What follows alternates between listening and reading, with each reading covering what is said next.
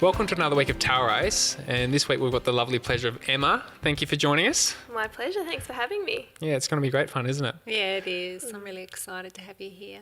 So we're here to have a conversation about love and what love might mean in our modern day context and how to do that, because it is the hardest conversation that we ever have, and it's the hardest thing that we ever have to do.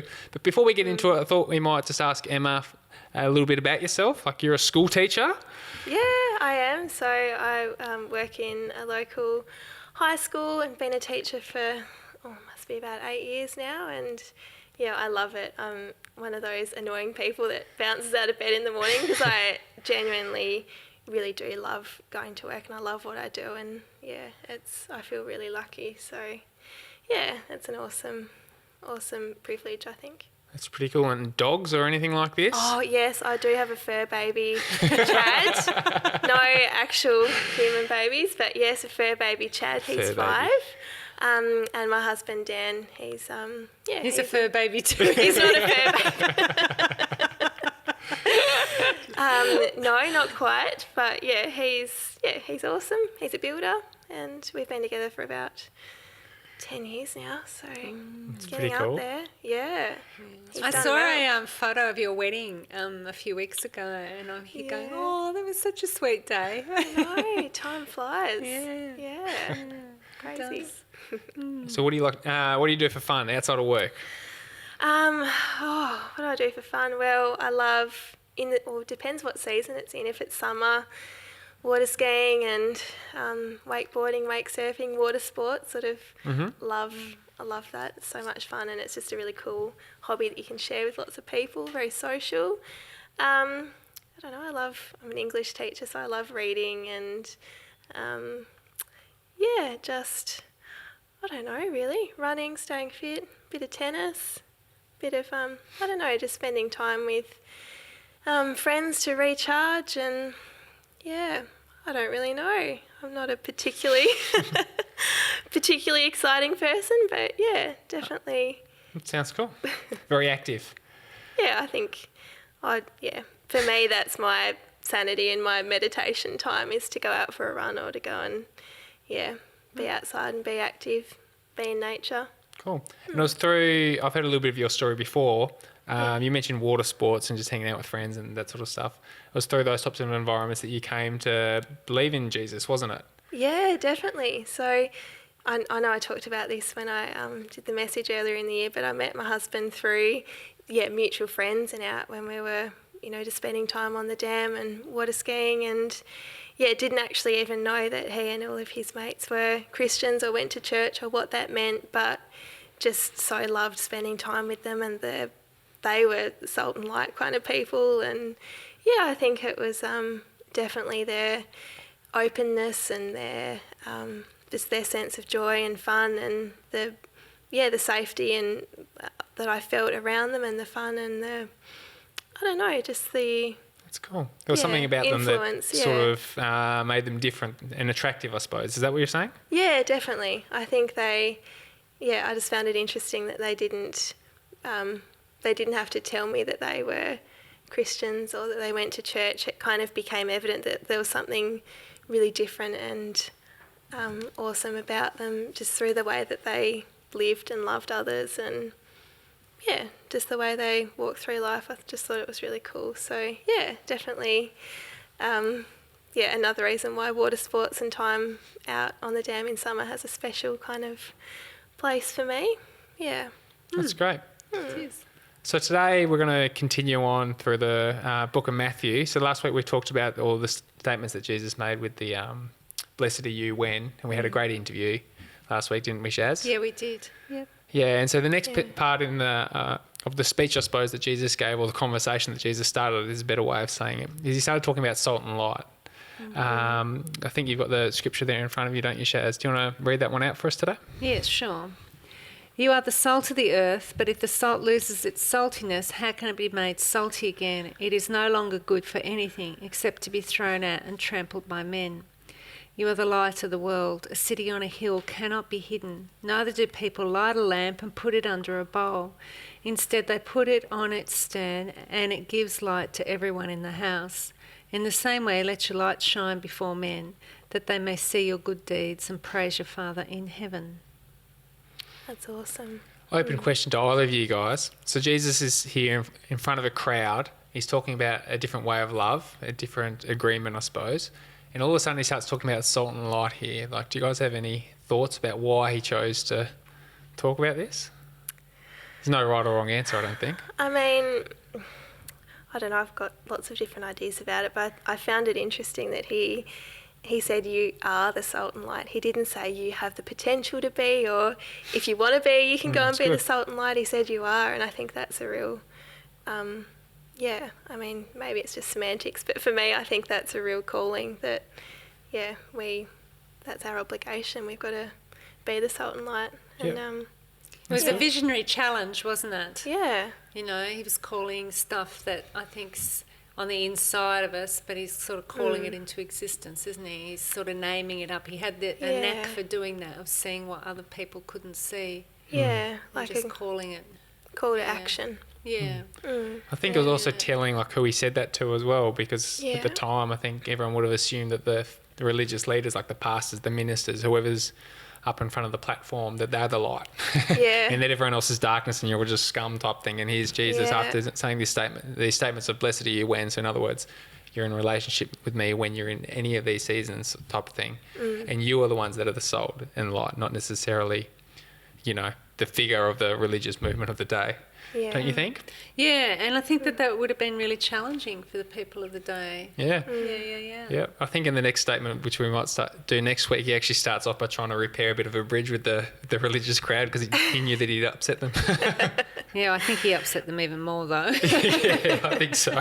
It's like a temporary bridge before he completely burned it. That's the way it goes. But he is talking about mixing, he's talking about diversity, he's talking about love. And because most of the people that he would have been talking to would have been very used to congregating in their own tribe and congregating with people who were like them, who shared their values, beliefs, culture,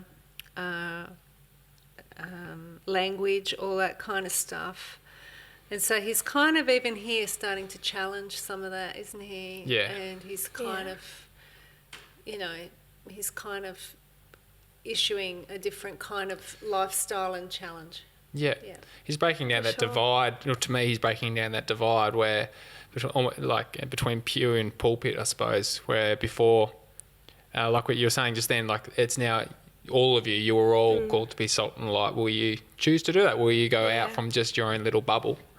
And will you choose to be an agent of love in this world? Yeah. Yeah. Because salt preserves. Yeah. And light needs darkness to shine. Yeah. Yeah.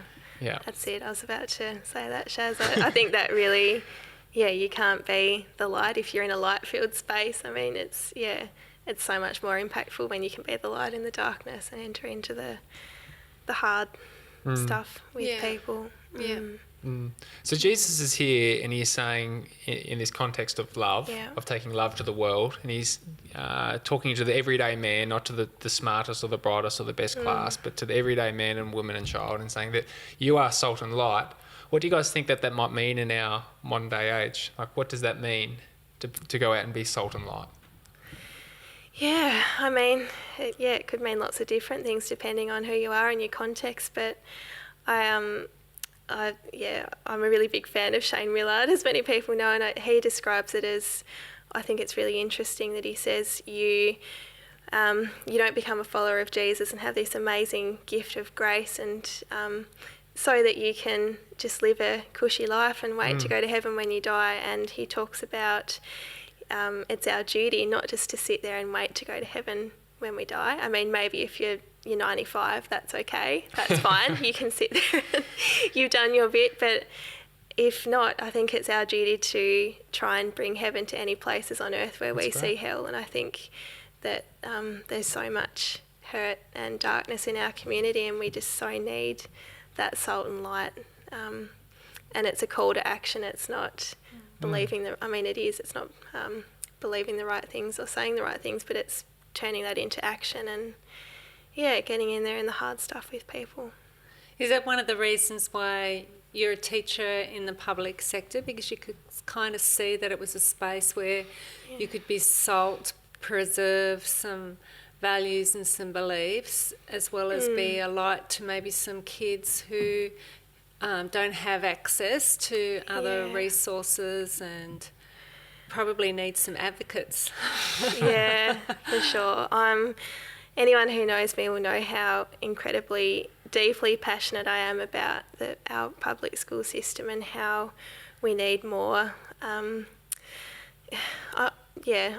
hesitant to say we need more Christian teachers in school. I mean, we do, but I think we need more teachers and adults in our public schools who can, try and live out that Christ-like life and to support kids to respond to hard situations in ways that feel unnatural to us, but ways that in which Jesus would respond to a situation, and who can love without boundaries, and who can see that, with kids, there's kids who have bad behaviour, but they're not bad kids. And I'm just so passionate about the opportunities in the public education system, and I just think we need more salt and light in that space for sure. Yeah. Can you think of any, are there any children who you can think of, if you hadn't have been in that system, they wouldn't have been impacted quite the same?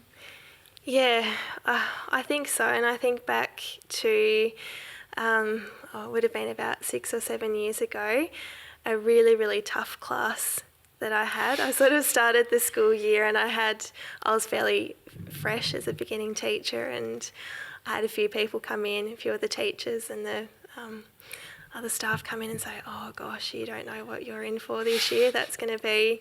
I sort of had the class that no one else wanted to teach, and they'd sort of scared a few teachers off the year before. And so anyway, that was probably one of the hardest but the best years of my life, because for me, teaching, it's not just a job and it's not just a paycheck, it's kind of all encompassing. Yeah, awesome. And I think, so I had this really tough group of kids, and on the very first day of that year I went home and cried all the way home, which was a 45-minute drive. So, and I thought, what have I done? This is insane. But there was just there was so much trauma and pain and hurt amongst those kids, and neglect, and it manifested in all sorts of really ugly and hard ways. But I think through having that class, it kind of taught me a lot of things, but it gave me the opportunity to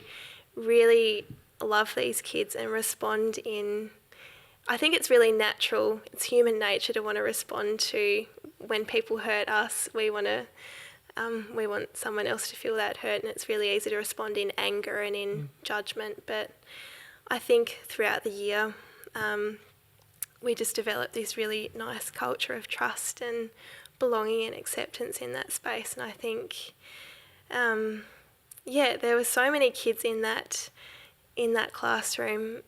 We have this thing, there was a study done a while ago, the ACEs study, and it was, I don't know if you're familiar with it, but it was a study of adverse childhood experiences and how these adverse experiences, like having a parent who had substance abuse issues, or a parent or a sibling or a close family member who was incarcerated, or experiencing physical or emotional neglect, or having a parent with a gambling issue or violence, domestic violence in the home.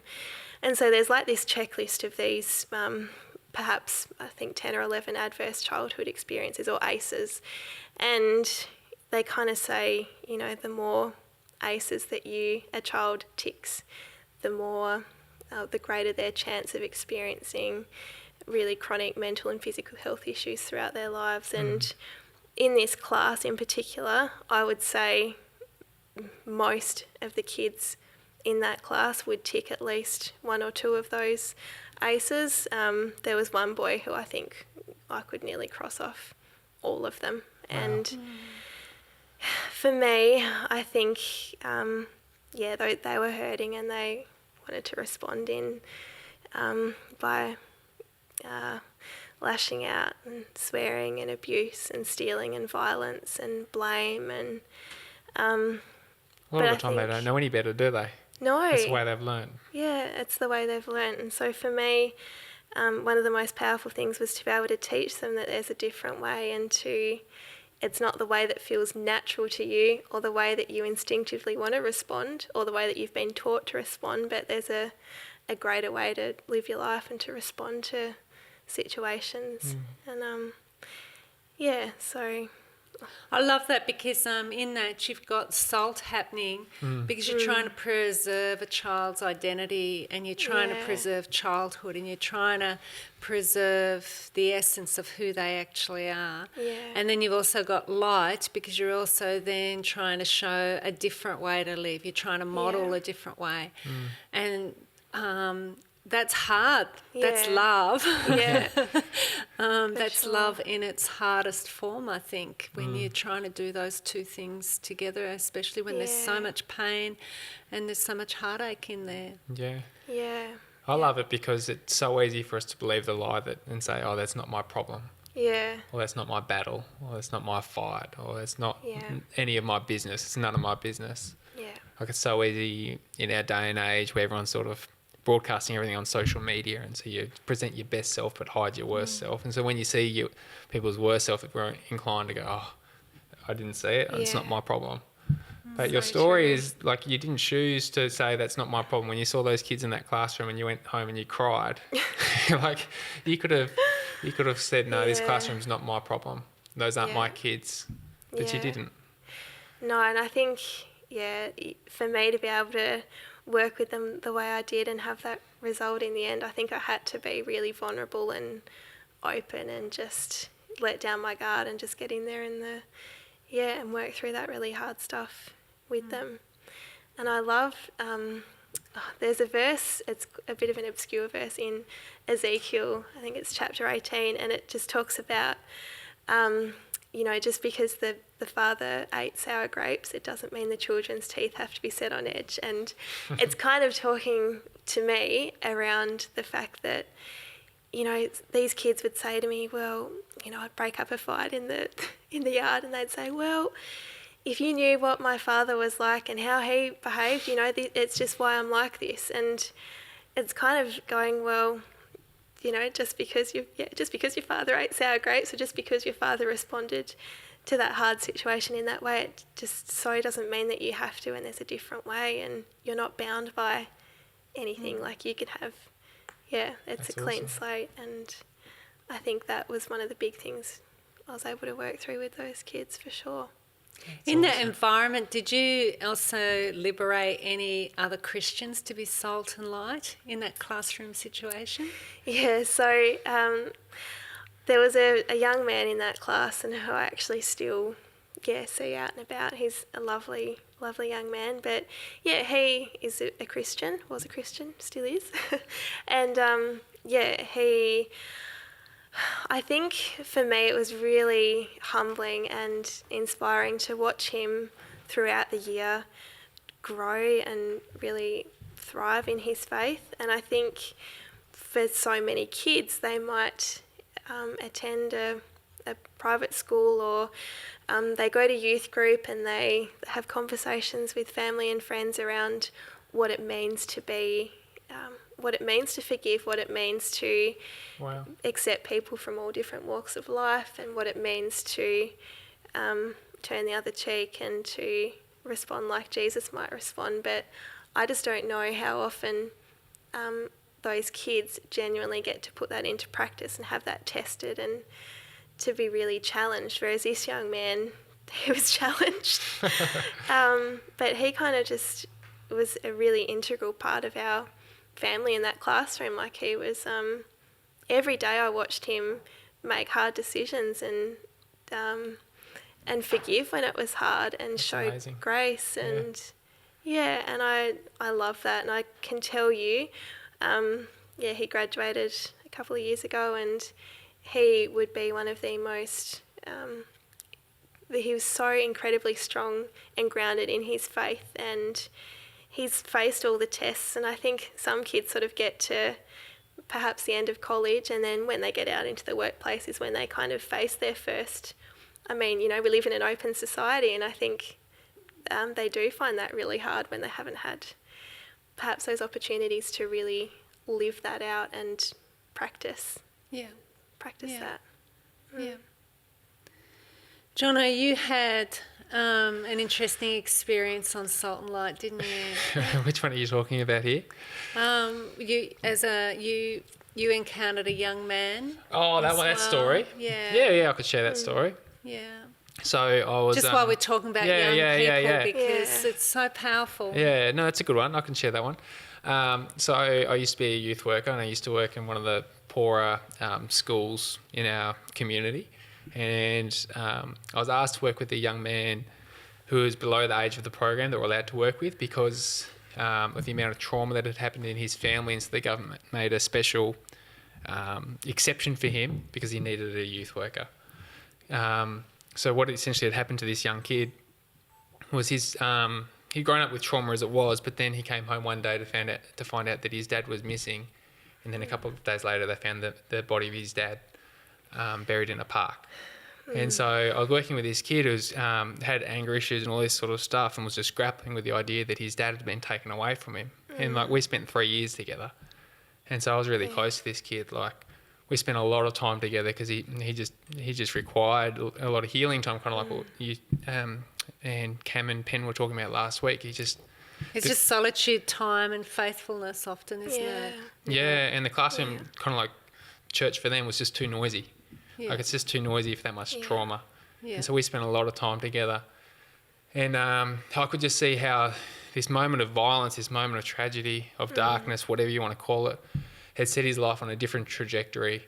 And unless a miracle happened, like it was just, his life had been robbed even before he got a chance to begin. Do you know what I mean? It's so hard. And then a few years later, I was working down at the prison, and I wasn't in the prison. We've been over this before. I was working at the prison, working. And, yeah, that's okay. That's okay. And so I'm working at the prison, and I've been there for about 12 to 18 months. And there was one inmate who was in an area of the prison that I'd come across almost daily, or probably at least daily, maybe 2 or 3 times a day, just in passing. And he had such a bubbly personality, and he had such a happy disposition. And so we always knew him as he's that jovial one, that laughing one, that kind one, that light-hearted one. And then about 12, 18 months into the journey there, I remember sitting down in my office. It was just me in our shared office, and I was sitting in the corner where my desk was, and all of a sudden it struck me. And then I did a quick Google, and I found out that it was true, that he was the one that had murdered the kid's dad. And I just remember sitting there just like gobsmacked. Wow. And I just leaned back in my chair, and like time just flew. I think I missed my next session type thing. And like for that day, and then there was a Friday, and then the Saturday, Sunday, I was wrestling with what do I do next time I see this guy? Like, what do I say? What do I not say? Do I like order a hit on him from the guys in the prison, the guards or the inmates or whatever? Everyone could be bought down there. It's just a different economy.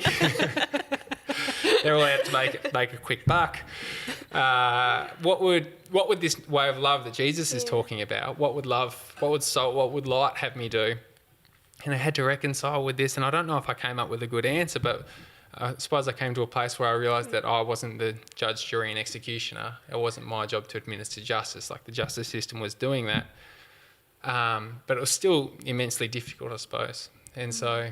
it was an inner journey. Yeah, that's right. And so for me, it was about, can I still love on this guy, even though I've seen what he's done, but more so than that, what he's done has impacted my own heart too. Yeah. Does that make sense? It's kind of like that wrestle between, forgiveness. It's not validating or like, it's kind of like a strange space of being able to, what he did was horrific, but being able to kind of, respond the way that Jesus would respond. And it's that thing, it's unnatural. It's not our instinct to just respond with forgiveness. It's like you said, it's a wrestle. I don't think it's a natural. I agree.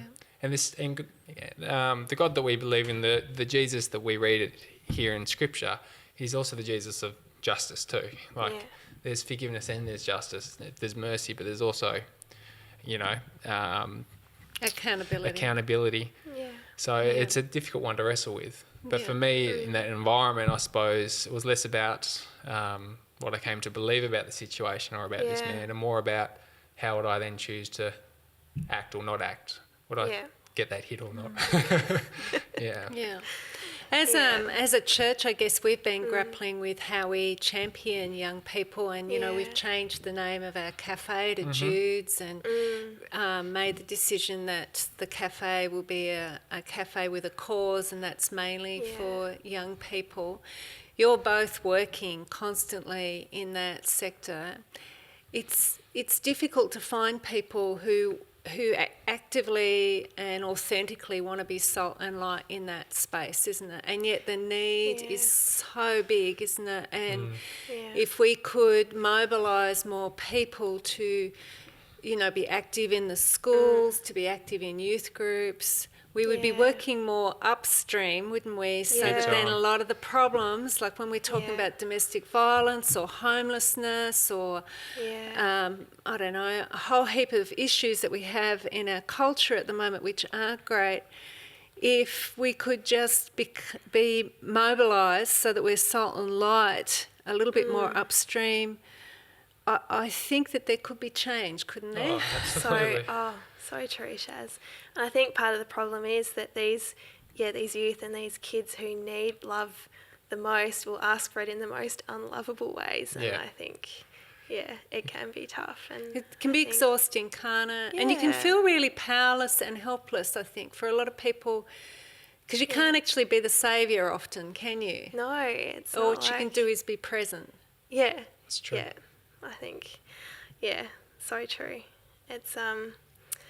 It's hard, but you can only just sort of, and you don't know the impact that you're making either. You might see no visible kind of change to a kid externally, but you just don't know what impact you're having down the track, or what shift that one little word, like in the Power of the Other by, is it Henry Cloud? It's a great book. Amazing, and thanks for the recommendation, Chaz. It just talks about our energy and how we need people to become who we actually are. And if we don't have enough of the good people in our life, we actually cannot become who we were created to be, and we actually wither and die. Yeah. And so they use a lot of the examples of a baby who isn't nourished and how it just won't thrive. But that's the same all through our adult life. If we're not surrounded by salt and light, by goodness and preservatives, then people just can't become who they're meant to become. Yeah, that's so true. And I think if we don't engage, we have to give up the right to make a judgment or to comment. Yeah. I don't think that you have a right to say anything unless you're actually acting. You can't sit in the cheap seats. You've got to get in the arena. Get in. Yeah. Because love isn't love until it's an action. That's the hard part.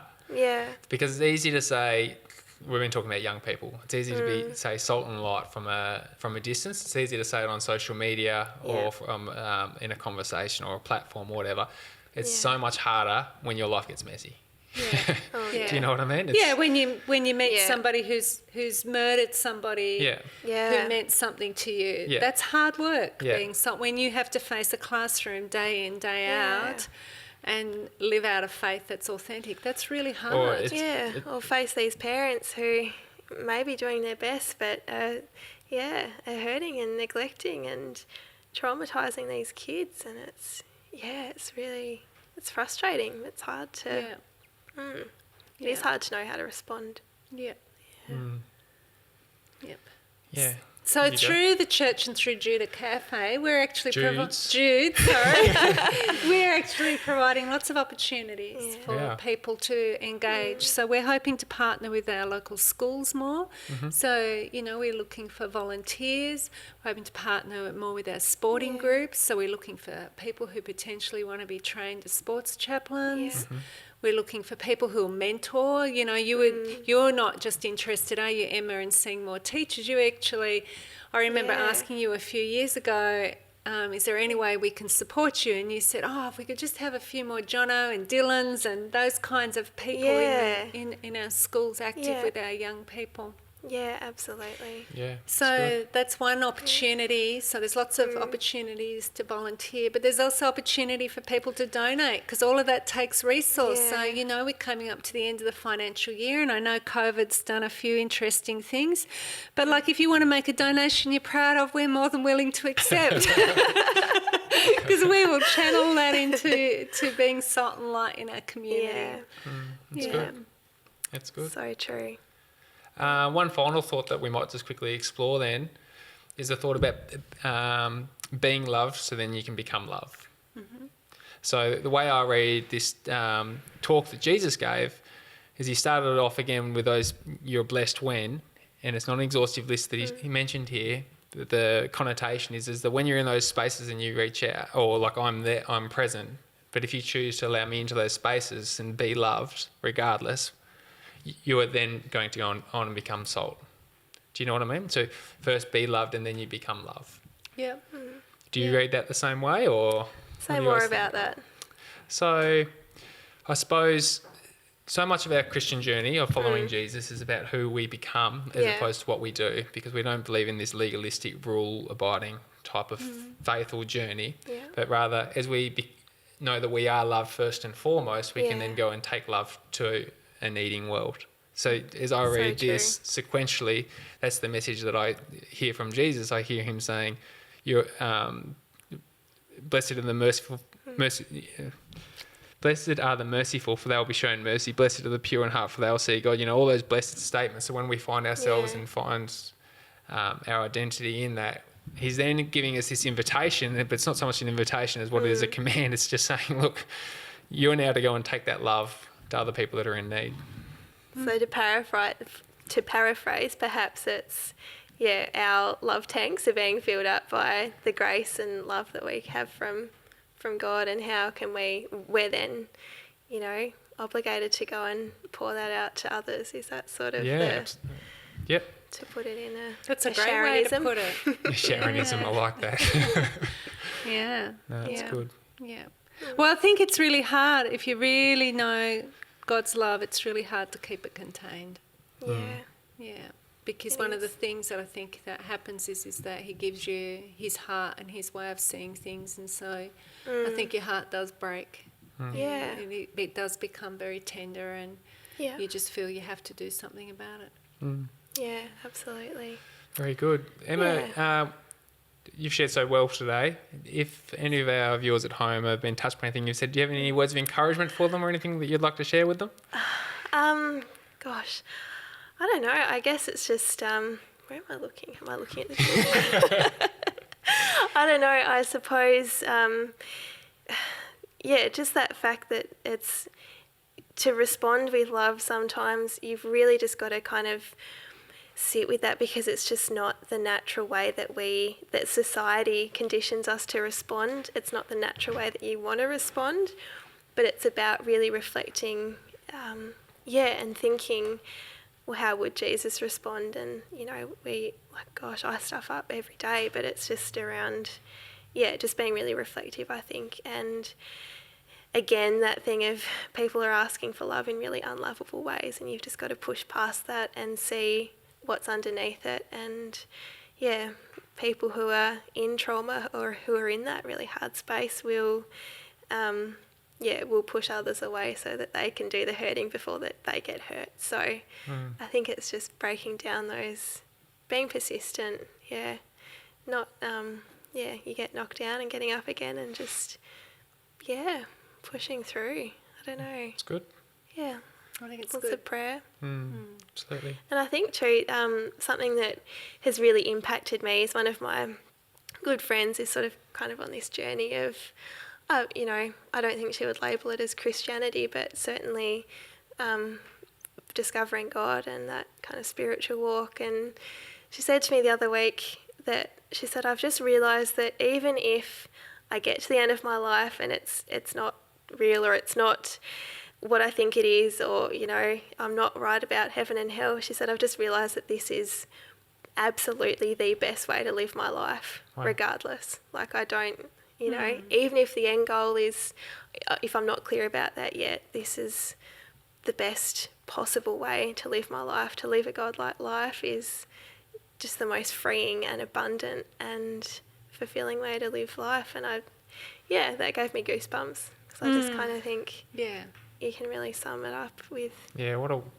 what a great way to finish, hey? yeah. That's wonderful. Do you mind just quickly praying for us? Is that okay? Sure. Father, I just thank you. I thank you for Jesus' life, that he modelled what it was to be salt and light. And I just pray that we might learn from him, and that we might learn how to love.